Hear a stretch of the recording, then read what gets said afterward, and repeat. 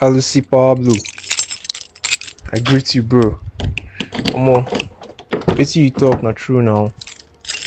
It's you talk not true. I mean, you don't even have to doubt it at all.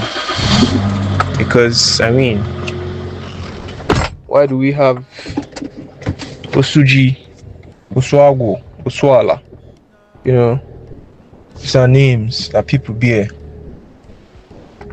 Prestigious name that people bear.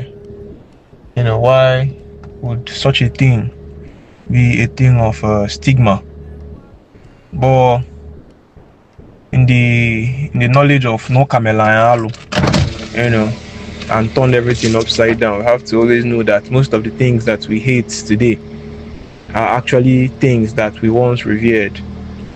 Most of the things that, you know, we hated or things that we kept away from are the things that we mostly always do now in the name of modernization and, you know, Christianity.